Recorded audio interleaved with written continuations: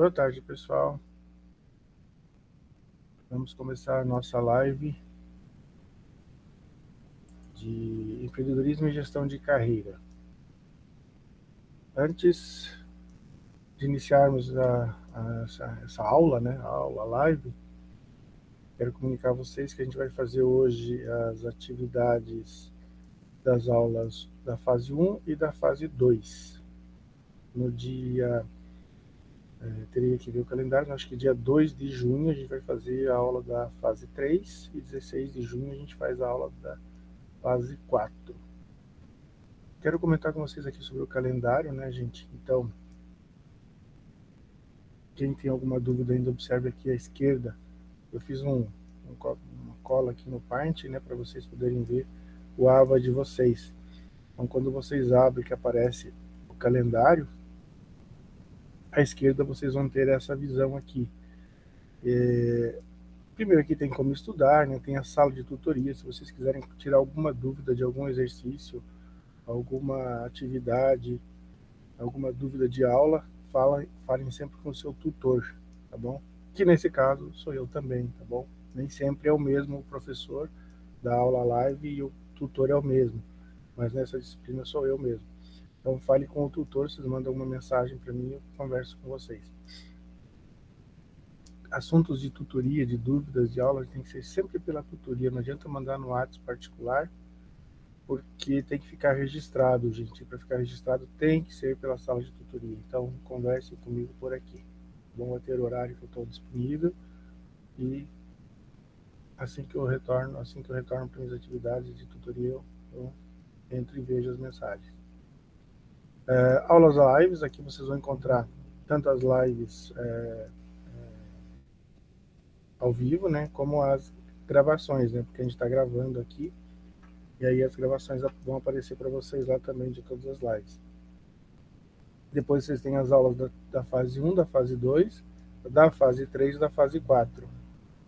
Bem, está dividido aqui em bimestres, né? Então, primeiro bimestre, segundo bimestre, tá? Mas, observem quanto às atividades que vocês precisam fazer, atividades avaliativas. Vocês precisam fazer as atividades avaliativas aqui no AVA, ó, do primeiro bimestre e do segundo bimestre, cada uma valendo 20 pontos, tá bom? Então, ó, vocês têm, aqui está marcado que a entrega até 17 de abril e 20 de junho, mas todas vão fechar no dia 20 de junho. Então, quem não fez ainda a primeira avaliação aqui, né, ainda tem até dia 20 de junho para fazer. Não deixe para a última hora, vai travar computador, todo mundo vai fazer na última hora, vai travar, vai complicar, e vão querer mais tempo e não vai ter. Então, façam antes de 20 de junho as atividades avaliativas aqui, tá bem? Vale, então, o primeiro bimestre vale 20 pontos, são 10 questões valendo 20 pontos, então vai valer 2 pontos cada uma. Na avaliativa do segundo bimestre também vale 20 pontos as 10 questões, 2 pontos cada uma. E aí vocês vão para a avaliação global presencial, ó, avaliação global presencial de vocês, tá? Até ela está falando aqui com presencial, mas acho que ela vai ser online. Não é presencial não, tá? Ela é online. Vocês vão fazer aqui, só que vocês têm um limite de 2 horas ou 2 horas e meia para fazer essa avaliação. Aqui no calendário consta a data do dia 19 de junho para fazer essa avaliação. Se tiver alguma alteração, a gente informa vocês, tá bom? Nem que seja pelo e-mail, aqui pelo AVA mesmo. Então, preste atenção que no dia 19 de junho, tá? 19 de junho, se não me engano, é uma segunda-feira, vai estar aberto o AVA para vocês fazerem essa atividade aqui, certo? Ela vai ficar aberta, teoricamente, das 7 da manhã até as 23 horas à noite. No entanto, você tem, vamos supor lá, 2 horas para fazer a prova. Não adianta entrar às 21, que não vai ficar até, não entrar às 22 horas, que não vai ficar aberta até a meia-noite. Não vai, ela vai fechar às 23 horas. bom? Então, prestar bastante atenção quanto a isso. Porque, não é porque vai ter 2 horas, você entrou 22h30, vai ter meia hora para fazer a prova. Outra coisa, se você entrar às 18 horas, vai fechar às 20. Tá bem? Eu não sei se é 2 horas ou 2 horas e meia de prova. Mas, enfim, vai ser informado vocês direitinho e tal. E... Só um pouquinho. E aí vocês vão ter, então, esse tempo para fazer a prova, mas façam essa prova. Comece às 18, vai terminar às 20. Começou às 14, vai terminar às 16, por exemplo. Bom? E a prova global, ela vale 60 pontos. Então, 20 com mais 20 com mais 60, 40, dá 100. Né? Então, dá os 100 pontos. Você vai ter também aqui, ó, fórum de debate. O fórum de debate é uma atividade extra, bom, uma nota extra. Você tem 10 pontos aqui nessa aqui. Claro, se o tutor der os 10 pontos para você no debate, né?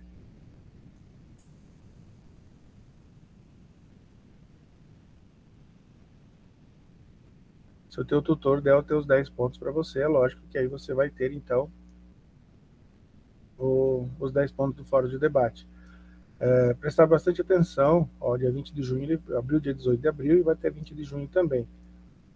Preste atenção nessa nota pelo seguinte: ela vai ser somada à avaliação global.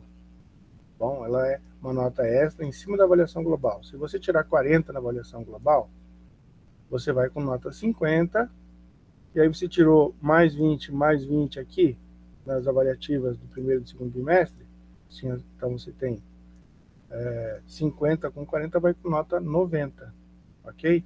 Se você tirou 50 na avaliação global, mais 10 na nota extra, você vai com 60, mais 40, 100, fechou 100.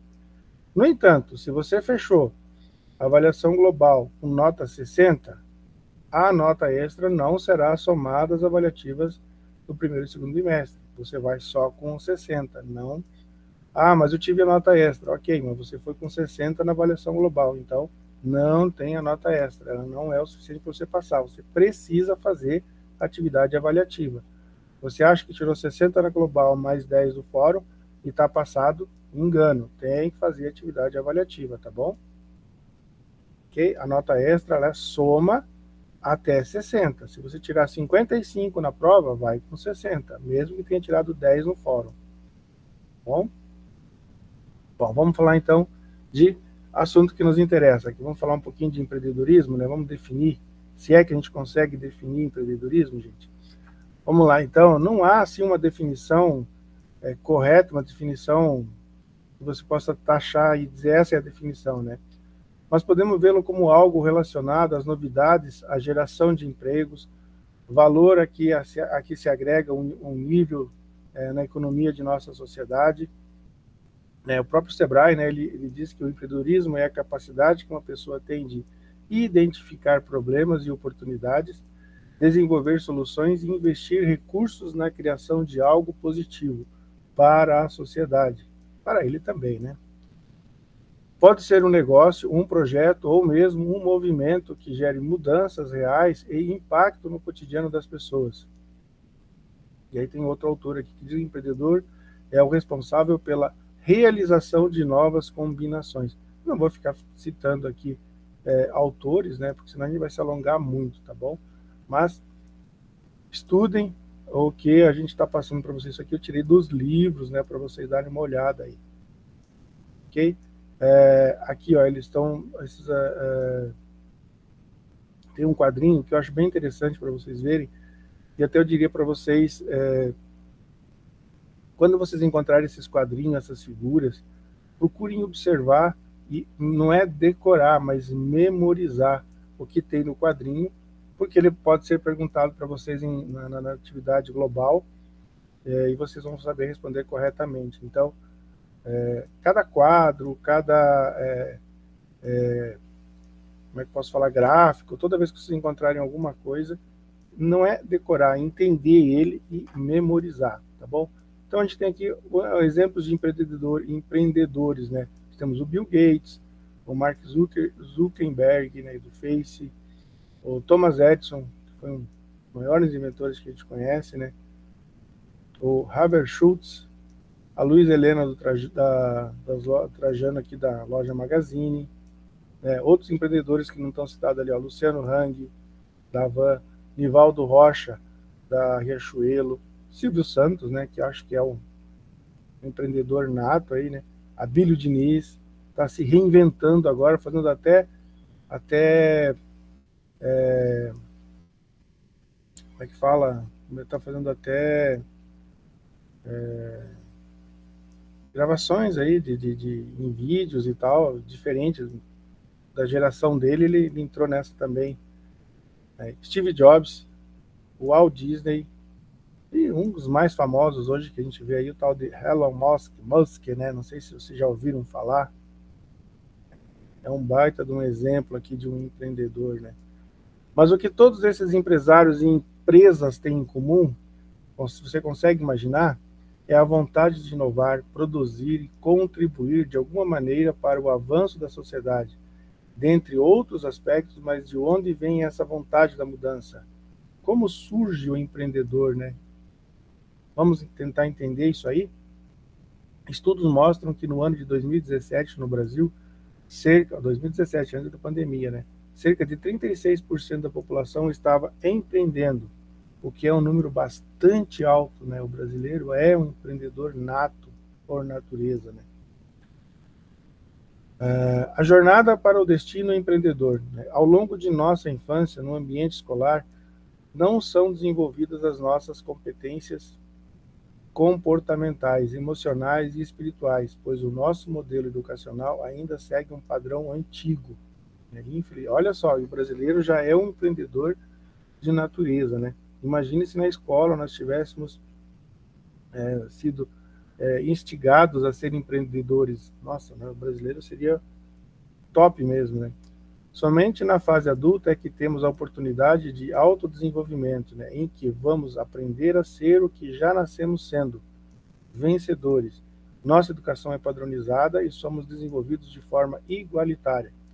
Vivemos nos padrões necessários, seja na sociedade, na educação ou nos relacionamentos, mas quando estamos falando de empreendedorismo, é preciso ter a consciência de que se trata de uma capacidade que todos nós somos aptos a desenvolver.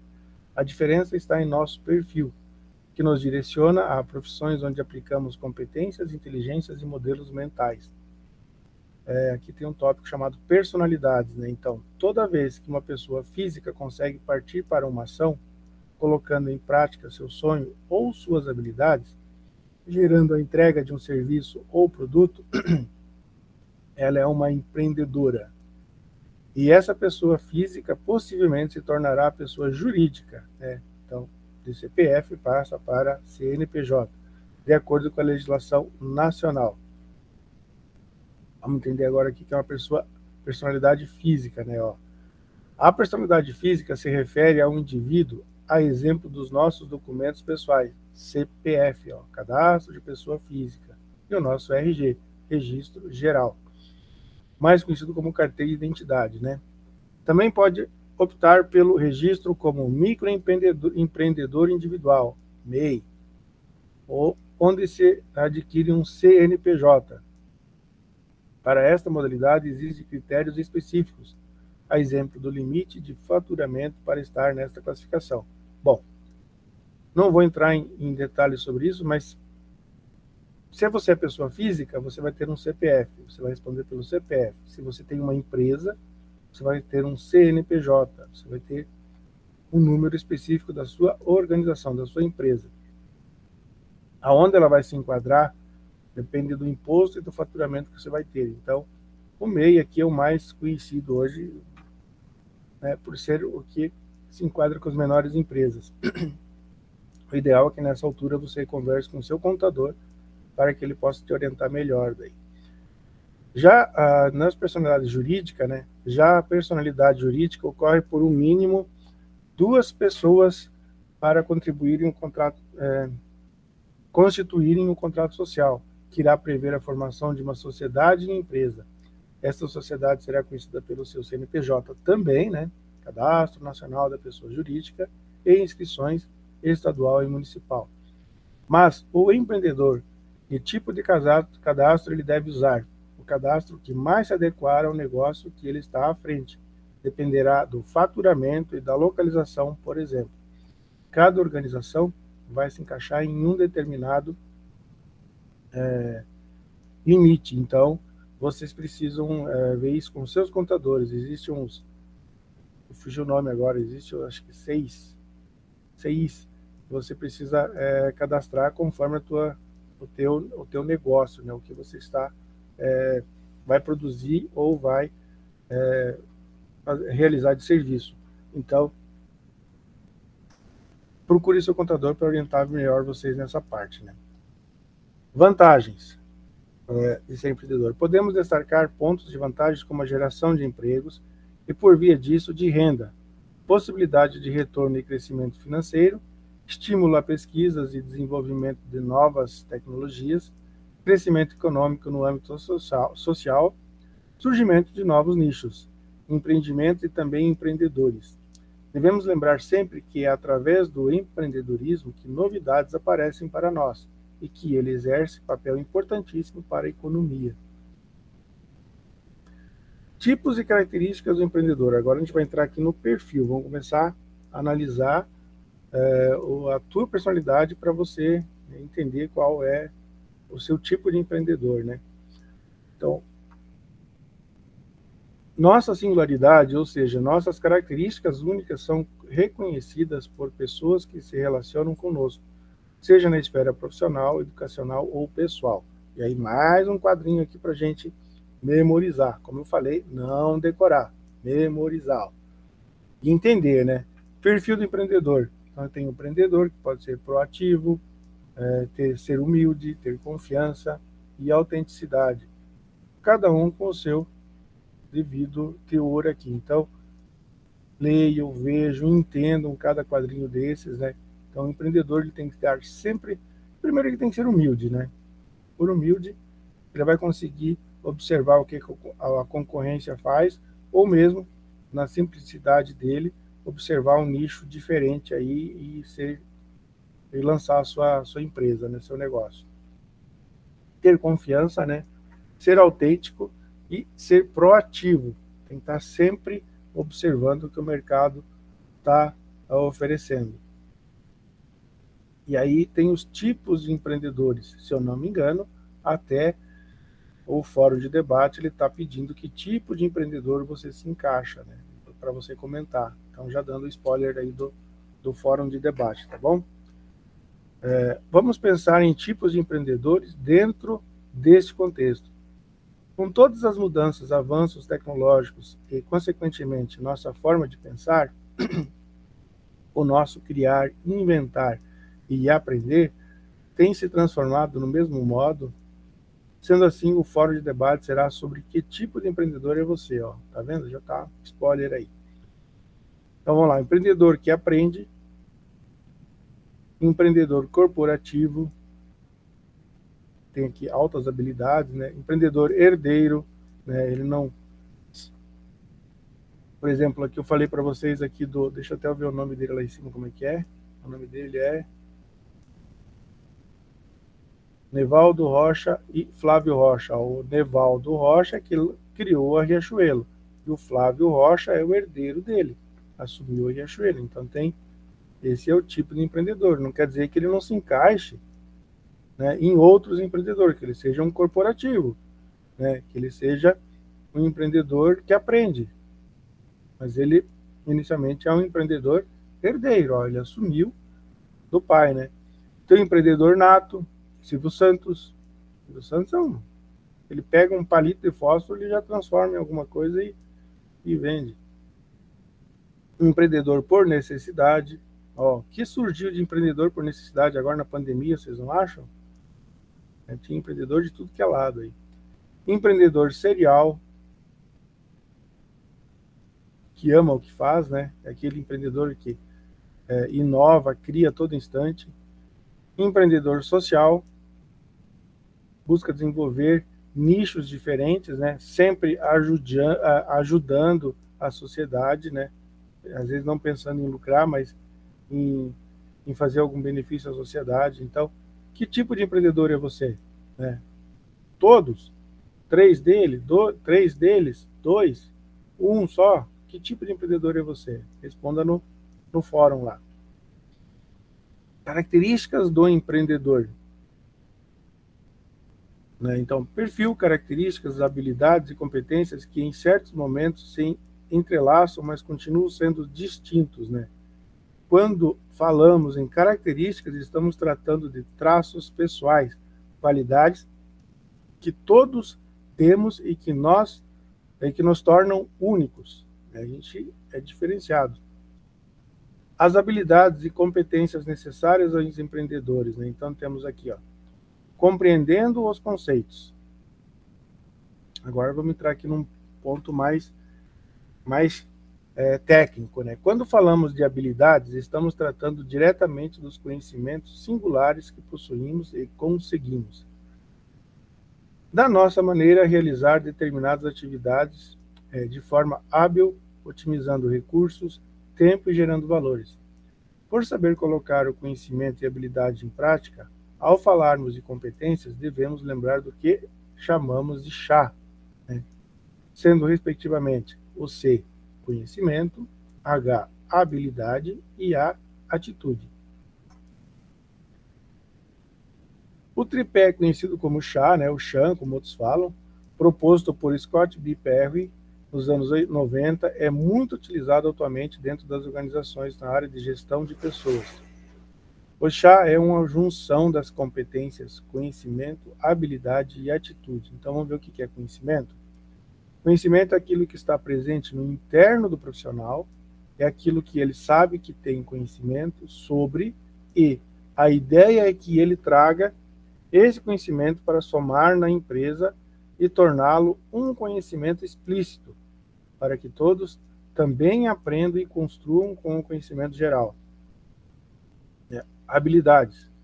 É o saber fazer, é o que o profissional, além de ter conhecimento, sabe aplicar. Exemplo da realização do estágio, que é uma das práticas para o quê? Para o saber fazer. A vivência, as tentativas, o experimentar para tornar uma habilidade como uma carteira de habilitação. Então, pegou um exemplo aqui, carteira de habilitação. As aulas práticas ocorrem para que possamos viver as atividades de dirigir, aplicando o que aprendemos na teoria. Na experimentação, a exemplo da CNH, aprender sobre o tempo das trocas de marchas, como estacionar, entre outras. Então, tem a teoria, você vai para a prática. Tá? E aí você vai mostrar a tua habilidade. Uns já sabem, entram no carro, já conseguem fazer de cara algumas coisas, outros demoram mais tempo. A atitude está atrelada ao que o profissional faz, né? De fato, ao querer fazer dentro da organização, aplicar o que ele sabe. Como nós percebemos e como os demais nos percebem, nossa atitude será transmitida pela nossa linguagem corporal, atitudes, iniciativa, colaboração, proatividade, até mesmo na nossa forma de olhar e falar. Então, vamos colocar em prática aqui o chá, conhecimento, habilidade e atitude? É válido lembrar que essas três competências podem ser adquiridas, aprendidas e melhoradas, tá? Nem todo profissional as tem ou nasce com elas, como parte de seu DNA, embora algumas pessoas tenham mais facilidade de aflorar elas ou ao longo da vida. Então, tem gente que tem mais facilidade, tem gente que precisa aprender tudo. Competência do empreendedor. Então, o conceito de chá, como definição de competência, faz sentido, já competência está diretamente ligada a desempenhar papéis, atividades, cargos, mas principalmente a nossa genialidade, ou seja, aquilo que realizamos de uma forma muito natural, com muito talento, uma capacidade extraordinária em competências específicas. E aí nós temos aqui 1, 2, 3, 4, 5, 6, 7, 8, 9, 10 competências socioemocionais. Nós temos o conhecimento, que valoriza utilizar os conhecimentos historicamente construídos, pensamento científico, crítico e criativo, que exercita a curiosidade intelectual e recorre à abordagem própria das ciências, né? Investigação, reflexão, análise, crítica, imaginação, criatividade. Tem um repertório cultural, valoriza afluir as diversas manifestações artísticas e culturais. Comunicação, utiliza diferentes linguagens, né? Verbal, oral, libras, né? Escrita, corporal, visual, sonora e digital, bem como conhecimento das linguagens artística, matemática e ciência. Cultura digital, compreende utilizar e criar tecnologias digitais de informações e comunicação, né? As redes sociais que a gente tem hoje de maneira mais próxima aí, né? Trabalho e projeto de vida, valorizar a diversidade de saberes e vivências culturais, aproximar-se de conhecimento e experiências. Argumentação, argumentar com base em fato, dados e informações confiáveis. Hoje em dia nós temos muito fake news aí, né? Para formular negócios e defender ideias, pontos de vistas. Autoconhecimento e autocuidado. Conhecer-se, apreciar-se e cuidar de sua saúde física e emocional. Empatia e cooperação. Exercitar a empatia, o diálogo, a resolução de conflitos e a cooperação. E, por final, né, responsabilidade e cidadania. Agir pessoal e coletivamente com autonomia, responsabilidade, flexibilidade, resiliência e determinação. É importante estar atento ao que o mercado pede, às evoluções que estão sendo feitas para se aprimorar e adequar aquilo que está acontecendo à nossa volta. Se você abrir uma loja de roupa no bairro, fique atento ao que os seus concorrentes estão fazendo próximos ali. Tá? Se eles estão vendendo mais que você deve estar com o teu produto de forma errada em função do que você está oferecendo para aquele local. Ou você muda o ponto, ou você muda o teu produto. Tá? E tudo essas mudanças vão fazer com que surjam novos conhecimentos, novas competências aqui. Ó. Tá? Sim, isso aqui está sempre mudando. Hoje é uma coisa, amanhã já é outra. Competitividade e espírito empreendedor. Bom, é aí que eu falei, né? Fique sempre de olho nos concorrentes, ou mesmo o que está mais vendendo no teu bairro, o que o teu bairro precisa. Às vezes, ser competitivo é analisar o que não tem no teu bairro e o que precisa no teu bairro. Tá? Podemos ter ideias de que, desde os primórdios da vida humana, a competitividade se fez presente. A competição está presente no ambiente empresarial, quando empresas precisam lidar com seus concorrentes, sejam diretas ou indiretas, quando precisam de esforços e superação para estar na dianteira do mercado. Falamos de competição para inovação, para evolução, pois não há mais espaço para aqueles que ficam presos a ideias passadas, que não inovam, não trazem algo de novo para o consumidor, para o público e para a sociedade. Estamos vivenciando uma era em que quase tudo já foi criado. Está em criação ou em descoberta. Neste momento precisamos de criatividade, de novidade, mesmo que seja uma repaginação daquilo que já existe. Bom, gente, aqui me dá licença para dar uma pausa e falar de um exemplo pessoal aqui. Em 1989, eu estava morando em Jundiaí, São Paulo. O meu pai tinha uma distribuidora de produtos químicos, tinha uma transportadora. A gente pegava as cargas de uma empresa, na época chamava-se Elf Autochain, era uma empresa francesa, fabricava cola para fabricar móveis, portas e compensados, carregava em tanques de inox ou tanques de aço inox, de aço só, né, ou inox, levava essa cola até as empresas que fabricavam então esses móveis, portas e compensados. E eu tinha na época meus 20 anos, 19, 20 anos, e eu trabalhava com meu pai. A gente tinha toda a parte de administrar ali a distribuidora. Bom, como que passava as cargas para os motoristas? A Elf recebia da empresa, negociava com a empresa, vendia as cargas, mas tinha que levar a cola até elas. Então ela contratava os nossos caminhões, né? Já tinha um contrato para isso, mas enfim, ela ligava para a gente, né, através do telefone normal, que naquela época, para que alguns saibam, não era muito comum, que nem você pega um celular hoje, era telefone fixo e o telefone às vezes não dava linha, tá? Estamos falando de 1989, o telefone às vezes não dava linha, você tinha que esperar um pouquinho para conseguir falar com alguém do outro lado. Quando você falava com alguém do outro lado, eles passavam então para a gente as cargas, a gente marcava num papel as cargas e repassava aos motoristas. Então, ó, tinha uma carga para Manaus, aí tinha um que não queria ir para Manaus, o outro queria, então aquele que ia para Manaus. Alguém tinha que fazer a viagem, todos tinham que realizar aquelas entregas, né? Saía 10 viagens, tinha que os 10 motoristas tinham que fazer as viagens. Muito bem. Nessa época surgiu um aparelho chamado fax. Ó, outra coisa que talvez alguns de vocês nem conheçam. Surgiu um aparelhinho chamado fax. O que era o fax? Era um telefone com um papel térmico que você colocava dentro do telefone, como uma impressora que você tem hoje, que você alimenta com papel, mas era um tubinho de papel um pouquinho maior, você colocava dentro do aparelho de fax. A pessoa do outro lado, ela escrevia numa folha, né, o que ela queria transmitir, ela não ligava, ela escrevia.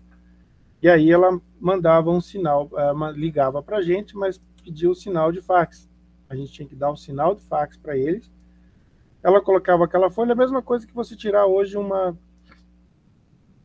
quando você tira um xerox, uma cópia. Então, passava o papel para nós, saía também aqui, no mesmo jeito que ela mandava lá, passava para a gente aqui. Vocês podem até não conhecer um fax, mas já ouviram falar do tal do fax. Muito bem. Nós estamos falando de 1989. Eu olhei para aquele aparelho de fax, pensei, meu Deus do céu. Eu conhecia a letra da pessoa que estava escrevendo do outro lado e tal, e eu comecei a imaginar, não falta mais nada para o homem inventar. Acabou. O homem inventou o fax, não tem mais o que ser criado. Algo extraordinário para a época, o tal de fax. Alguém lá no Japão escrevia uma carta e você não tinha que mandar pelo correio, você mandava pelo fax instantaneamente. Escrevia a carta, 10 segundos depois essa carta estava aqui no Brasil. É algo assim, para a época, algo extremamente absurdo para a gente conseguir imaginar. Entendeu? Vocês hoje podem dar risada, mas na época era o ó do Borogodó. Eu olhei para aquele fax saindo no nosso aparelho assim, eu pensei comigo, olha, não falta mais nada para o homem inventar, acabou. Não tem mais o que ser inventado. Olha como eu estava enganado, né? Já existia celular, já existia internet e eu nem sabia. Tá? Já existia. Tudo bem que o celular chegou só em 93, 94 no Brasil. A internet estava rolando, começando a chegar, acho que ela chegou em 91 no Brasil, uma coisa assim. Tá? Eu nem imaginava dessas tecnologias, né? Então hoje, olha as tecnologias que a gente tem, né? Além do fax. O fax nem existe mais, é algo que veio. No final dos anos 90, o fax não existia mais. A internet já tinha abolido o fax. Ele ficou 10, 15 anos no mercado só. Tá? Eu tenho até um aparelho de fax aqui, que eu guardei de lembrança. Então é para vocês verem o absurdo da tecnologia. Então, quando você acha que não tem mais nada a ser criado, ó, sempre tem alguém bolando alguma coisa assim, né? Então, cabe a você também ser criativo, tá bom? Para ser competitivo. Ou criar uma coisa nova, ou melhorar o que já existe. Então, vamos lá. Fatores que contribuem para uma boa competitividade nas organizações profissionais qualificados, né?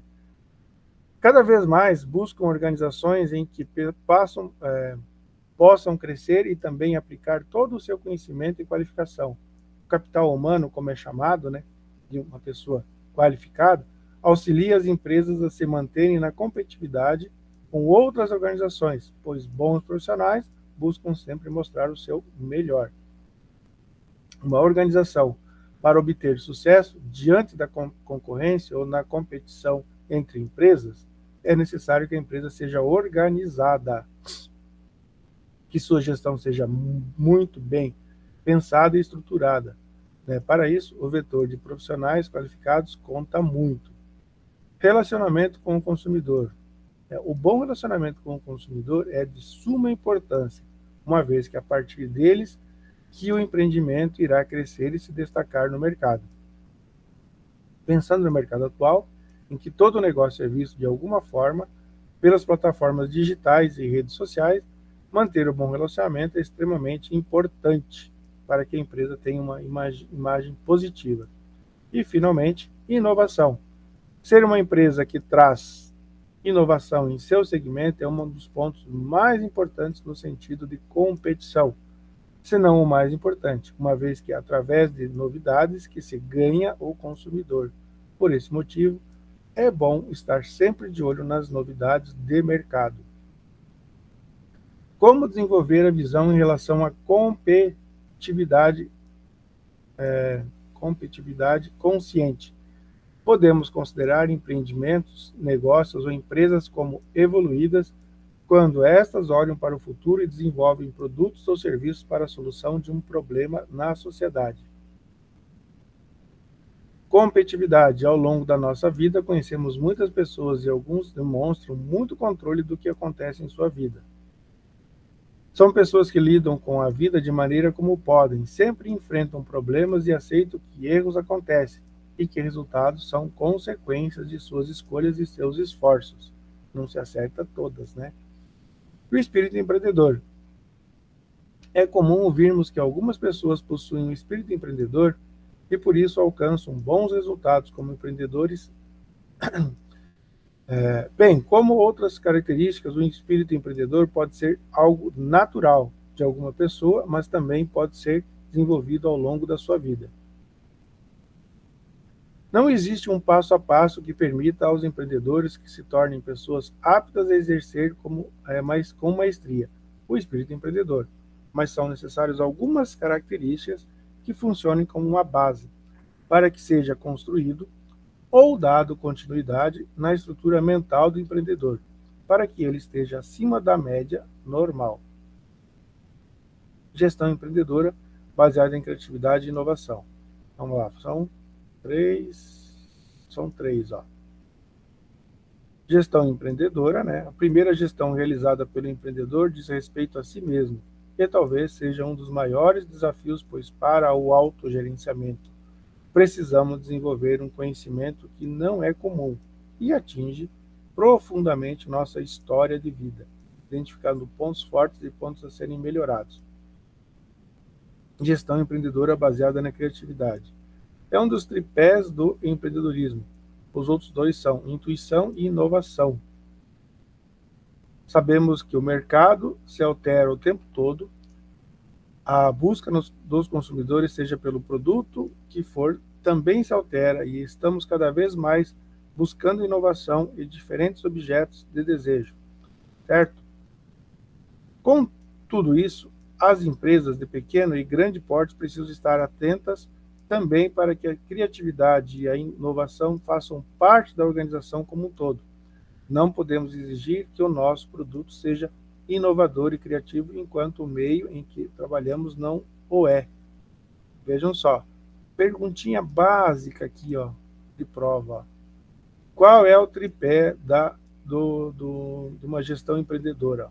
Criatividade, vou marcar aqui, criatividade,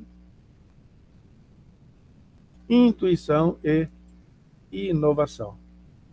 Esse é o tripé, Já deixa isso aqui para memorizar para uma possível questão de prova.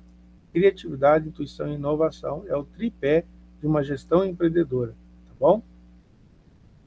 E por último aqui, gestão empreendedora baseada na inovação. Acho que é o último, né? É sim. Gestão empreendedora baseada na inovação. A inovação, como sabemos, acontece quando algo de novo é criado ou formulado. Quando é inovado um produto, seja palpável ou não, quando buscamos o conceito de inovação, encontramos qualquer mudança que consiga agregar valor, seja financeiro ou outro aspecto de valor. O exemplo, exemplo a exemplo do tempo. Vamos lembrar de algumas marcas que inovaram e provavelmente fazem parte do seu dia a dia, né? Uber, Airbnb, iFood, Google, Instagram, YouTube, né? São grandes marcas que inovaram aí, né, gente?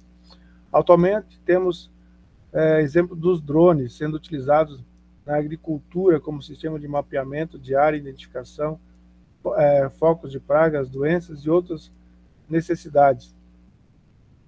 Na topografia também está se usando muito hoje o drone, gente. A inovação normalmente está atrelada a um propósito, a uma paixão que desde cedo descobrimos e sonhamos em fazer, poder fazer algo diferente. Bom, então, essa foi a nossa primeira aula de empreendedorismo aqui, mas não saia daqui, não saia daí que nós vamos continuar com a nossa segunda parte aí. Deixa eu parar aqui essa. Aqui, vou ter que abrir a próxima. Não é tão longa, tá bom, gente? Fiquem tranquilos. Atrás de novo o quadrinho aqui que a gente já discutiu, né? Então, vamos lá. Continuando, então, gente, liderança e motivação empreendedora, né? O tema liderança, pessoas, bons exemplos e maus exemplos, né? Então, vamos discutir isso aqui agora, né? Ser líder, né? É uma pessoa de bons exemplos e maus exemplos. A liderança é definida, né? Então aqui o Chavinato, né? Ele define liderança definida como necessária em todos os tipos de organização humana, ou seja, para a obtenção de qualquer resultado desejado pela empresa, é necessário conhecer a natureza humana e saber conduzir as pessoas, isto é, liderar. Tá? Alguns estilos de liderança, vamos ver então, liderança autocrática, liderança democrática e liderança liberal. A autocrática, quando o líder impõe as regras e ordena o grupo e os funcionários de forma agressiva e autocrática, né? Ele impõe a ordem dele, né? Liderança democrática, tudo é ordenado de forma democrática, todos podem estar envolvidos nas atividades, podem opinar e participar ativamente. Então, esse é um democrático. E a liderança liberal é quando o líder não é participativo e acaba por transferir todas as atividades para terceiro, apenas delegando o trabalho. Fácil de a gente criticar aqui e dizer assim, ó, que essa autocrática não é boa, democrática é melhor. Não sei quem é bom e depende da organização. Às vezes, uma liderança autocrática, daquela que quero que faça assim e será feito assim, é o melhor que tem para a organização. Enquanto que outras, né, todos podem, de forma participativa, definir algum futuro, alguma meta, e também aquele liberal, né, que ele, às vezes, ele assumiu uma função, não conhece muito daquele cargo, e ele fala assim, ó, definam aqui o que for melhor, vocês definem e a gente realiza. Então não quer dizer que uma é melhor que a outra, depende de cada situação. É apenas uma definição para elas, né? Autocrática, democrática e liberal. Memorize, isso aqui é bem possível de prova também, né, gente? Motivação empreendedora. A motivação empreendedora está diretamente ligada aos objetivos, sonhos, propósitos e desejos. A motivação empreendedora é a base para o engajamento e realização do sonho de ter um negócio próprio. Estar à frente de uma empresa não é nada fácil. Todos os dias novas demandas surgem e exigem que o empresário renove suas crenças e sua capacidade. Práticas empreendedoras. Mas o que é empreendedorismo na prática, né? Vivemos em um momento que mudanças e evoluções, né? Então, podemos utilizar o exemplo da Uber como prática inovadora do empreendedorismo, certo? Vamos lá. Uma empresa de transporte que não oferece carro, né, aos motoristas, mas oportuniza corridas de forma prática e facilitada, né, via aplicativo do celular. Não podemos deixar de pensar que a ideia faz parte de uma prática inovadora do empreendedor. Vamos descobrir o que há mais por trás dessas práticas? Então, tempos de mudanças. Mudanças geram novos hábitos, novas formas de agir, pensar e liderar com a vida. Um exemplo da pandemia iniciada no ano 2020, temos muitos exemplos de pessoas que não tinham o hábito de cozinhar, né? Por exemplo, pela falta de afinidade, vontade ou tempo para atividade. Porém, tudo se transformou quando precisamos mudar o escritório para casa. Muitas pessoas criaram o hábito e a prática de cozinhar. Pelas redes sociais, podemos acompanhar que muitos criaram uma afinidade com a tarefa e outros passaram a vender marmitas pela internet. Tá? Presente vestido de futuro. Situação que imaginávamos anos à frente, por exemplo. Temos as consultas médicas online que acontecem há algum tempo em outros países e no Brasil, planos de saúde praticam mensalidades que incluem os nossos pets com valores muito acessíveis. Isso que a gente está fazendo agora aqui, essa aula, é algo que teoricamente estaria acontecendo lá em 2030, 2033, até 2035 é algo que iria acontecer naturalmente. A pandemia fez com que a gente se adaptasse a isso e hoje faz parte do nosso cotidiano. Bem? Práticas empreendedoras.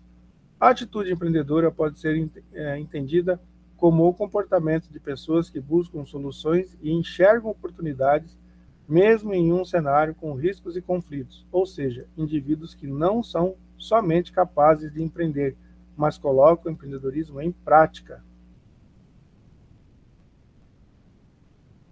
Ações inovadoras e parcerias estratégicas, redes, atividades colaborativas entre empresas e instituições.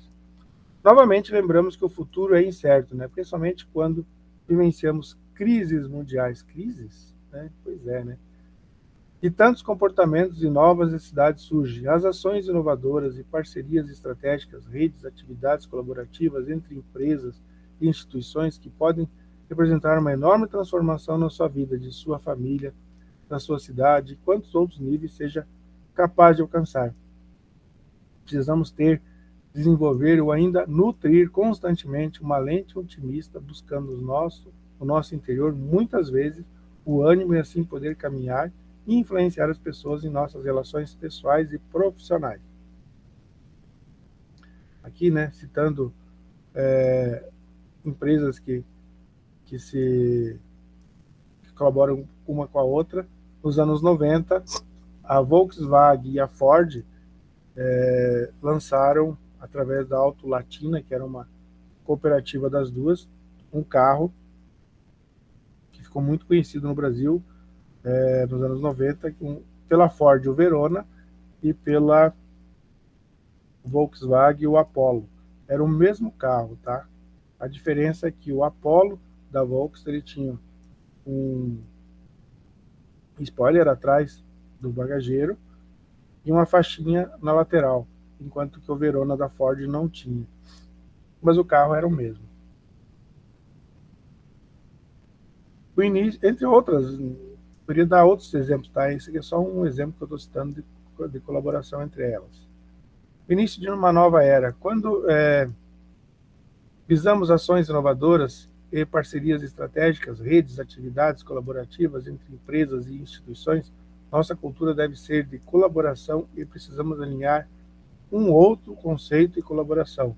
Chega do alguém sempre tem que ganhar e o outro perder. Agora, empreender é ganha-ganha. Se não for ganha-ganha, está fora do mercado. A cultura da colaboração vem permeando ações dos últimos 10 anos em diferentes países por meio de profissionais com valores e interesses em comum. O conceito colaborativo vem ganhando espaço no mundo do trabalho, nos levando a perceber sua característica estrutural e irreversível em ações inovadoras de produção e consumo com impacto positivo.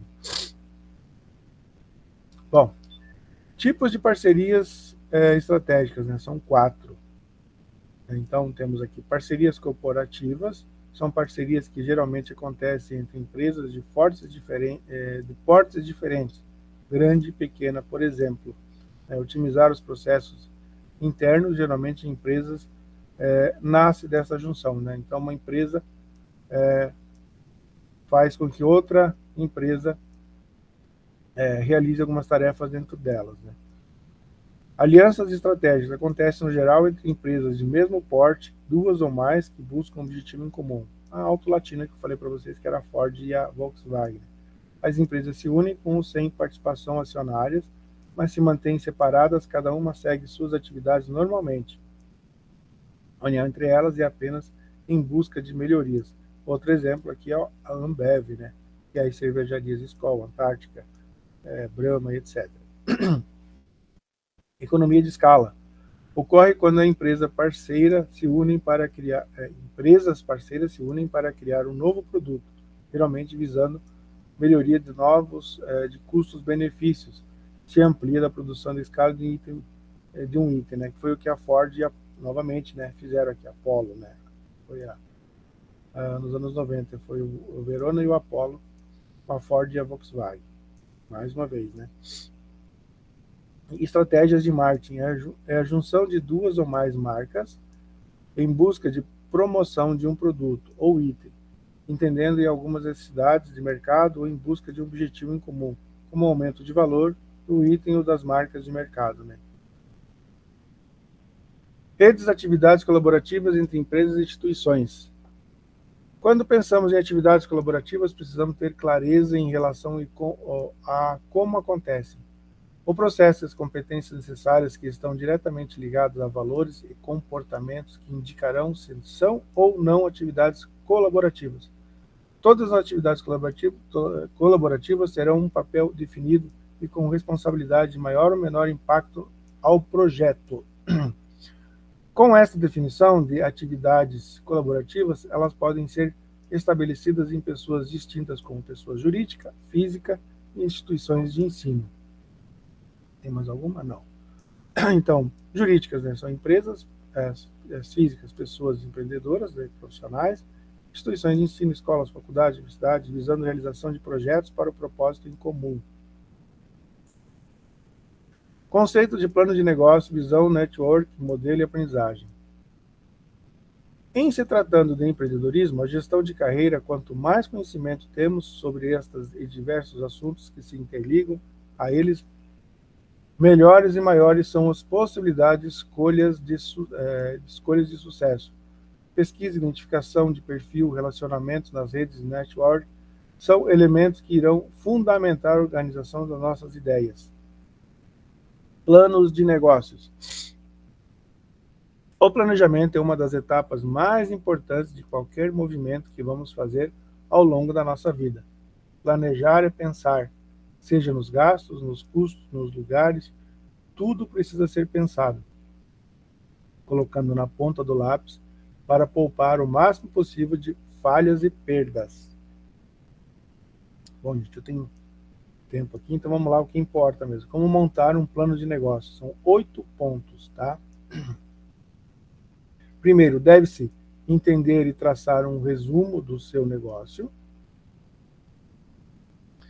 O segundo passo é colocar no papel quem irá empreender neste negócio. 3. Agora é hora de descrever os dados do seu empreendimento.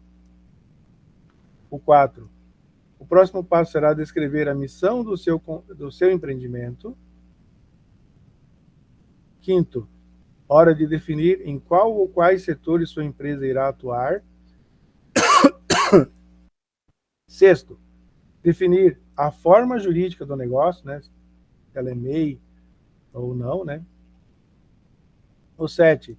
É necessário definir o capital social da sua empresa. E 8. Por fim, nesta etapa, você deverá descrever quais serão suas fontes de recursos. Bem? Nunca esqueçam que uma empresa precisa de visão, missão e valores. Bom? Startups, conceitos, inovação e criação. Deixa eu ver aqui. Essa daqui a gente vai falar na próxima live, tá bom? Vamos deixar isso aqui para o final, no finalzinho, mas eu tenho tempo hoje, então vamos deixar para a próxima live o restante, tá bom? Dia 2 a gente volta a falar esse finalzinho aqui da live, das atividades da aula 3, tá bem? Até lá, gente, e bons estudos a vocês.